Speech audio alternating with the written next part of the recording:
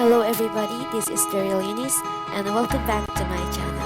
So today I will be sharing with you my Mermaid Scale makeup tutorial together with my third eye makeup tutorial.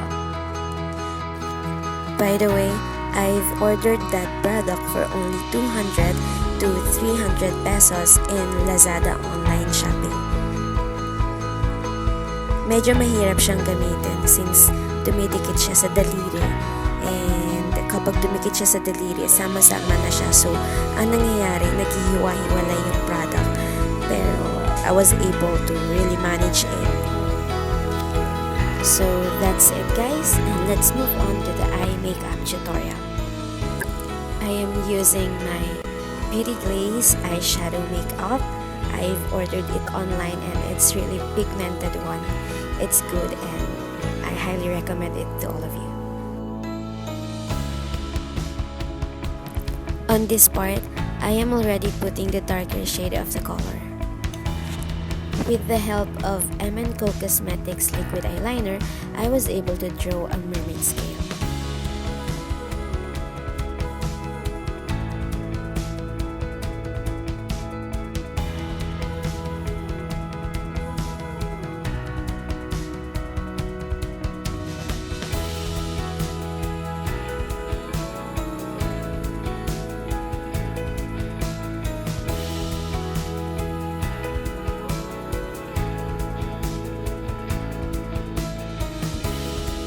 Using this flare product, it would help us to make the scale shine.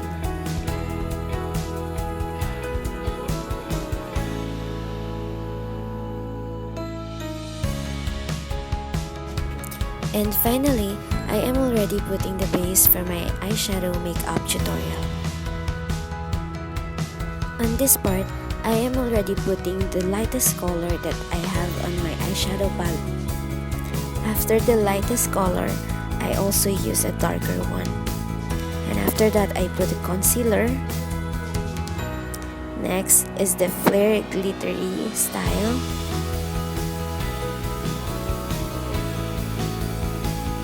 On this part, I am already using another color that is near to the color that we used in the first part. And for the last color, I used a blue shade that would contour the part of my eye.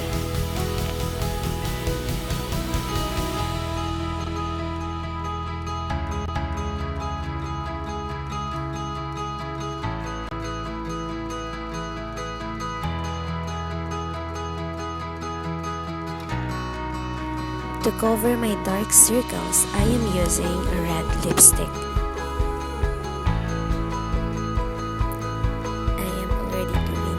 Makeup, and as you observe, yung product na binili ko sa Lazada, nag-i-start na siyang maghiwalay or humiwalay sa skin ng face ko. So I recommend to you guys na gawin niyo muna yung face makeup niyo before putting the latex product. But ang challenge nito, hirap din tayo sa pagdidikit niya kasi meron ng product na nakalagay sa face natin, which is the foundation.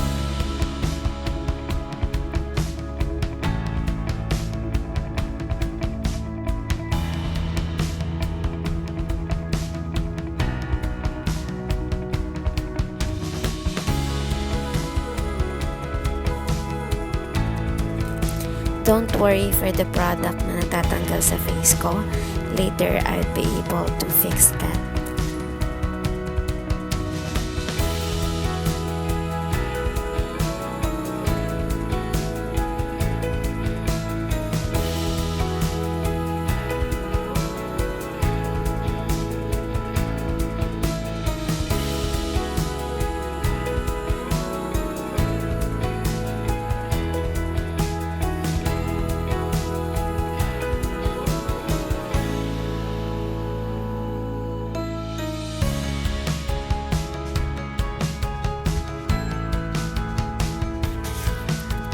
I was actually planning to make my hair curl like a mermaid, but then I already need to sleep and fix everything because I'm already disturbing those who are sleeping.